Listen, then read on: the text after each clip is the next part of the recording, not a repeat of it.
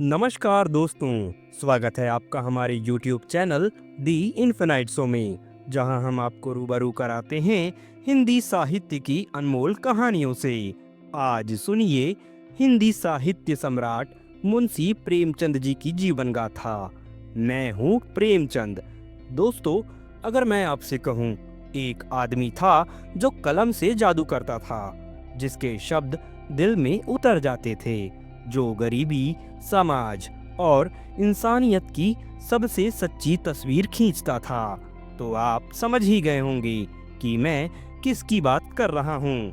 हाँ, वही कलम का सच्चा सिपाही मुंशी प्रेमचंद। मुंशी प्रेमचंद एक ऐसा नाम जो हिंदी साहित्य का पर्याय बन चुका है। उनका असली नाम था धनपत राय श्रीवास्तव। जन्म हुआ 31 जुलाई 1880 को एक प्राचीन और पवित्र नगर, जहां अध्यात्म, संस्कृति और मोक्ष का संगम होता है। जी हाँ, आपने सही समझा, बनारस। बनारस के पास एक छोटे से गांव लम्ही में। वैसे बचपन में लोग उन्हें प्यार से नवाब बुलाते थे, लेकिन गरीबी ने उन्हें जल्द ही नवाबी के सपने से जगा दिया। बचपन से ही संघर्षों की स्याही से उन्होंने अपनी तकदीर लिखना शुरू कर दी थी।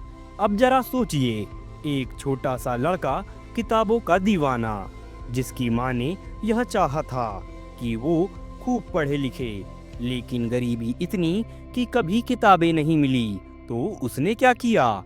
इमाम बाड़े के पास खड़े होकर मुफ्त में कहानियां सुनी, उधार की किताबों से पढ़ाई की और तांगे वालों की बातें सुनकर अपनी कल्पना को पंख दिए।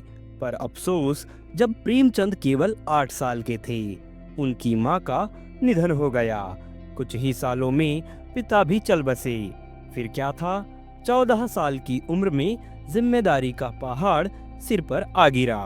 उन्होंने ट्यूशन पढ़ाया, दुकानों पर काम किया, लेकिन पढ़ाई नहीं छोड़ी। और यहीं से शुरू हुआ एक साधारण धनपत राय से मुंशी प्रेमचंद बनने का सफर। अब सुनिए एक मजेदार सी बात। जब प्रेमचंद ने लिखना शुरू किया, तो उनका पहला नाम नवाब राय। उन्होंने पहली किताब लिखी, खोज ए वतन, जो 1908 में प्रकाशित हुई सरस्वती प्रेस से। लेकिन अंग्रेजों को उनके विचार पसंद नहीं आए। ब्रिटिश सरकार को उनकी लेखनी की प्रभावशीलता देखकर लगा कि ये आदमी तो बगावत करवा देगा, क्योंकि उनकी किताब में देशभक्ति और ब्रिटिश विरोधी विचार थे, जो लोगों को स्वतंत्रता संग्राम के लिए प्रेरित कर सकते थे। उनकी किताबें जला दी गई। लेकिन क्या धनपत राय रुके? नहीं, उन्होंने अपना नया नाम रखा मुंशी प्रेमचंद और दोबारा लिखना शुरू किया। फिर आई उनकी अमर कहानियां, जो हिंदी साहित्य को नया आयाम प्रदान की। पंच परमेश्वर, बड़े भाई साहब, कफन, ईदगाह और ठाकुर का कुआं, ये कहानियां अत्यधिक प्रचलित हुई। जिसमें एक कहानी बड़े भाई साहब, जो पढ़ाई और जिंदगी के अनुभवों का अनोखा तालमेल दिखाती है। कफन, जो गरीबी और लाचारी का सबसे बड़ा चित्रण था। ईदगाह, जिसमें एक छोटा सा बच्चा अपनी खुशी छोड़कर अपनी दादी के लिए चिमटा खरीदता है। ठाकुर का कुआं, जो छुआछूत पर करारा प्रहार थी। और अन्य उपन्यास जैसे गोदान, गबन, निर्मला और रंगभूमि। गोदान उपन्यास, जिसे भारतीय किसानों की रामायण कहा जाता है। गबन, जिसमें लालच और सामाजिक नैतिकता की टकराहट थी।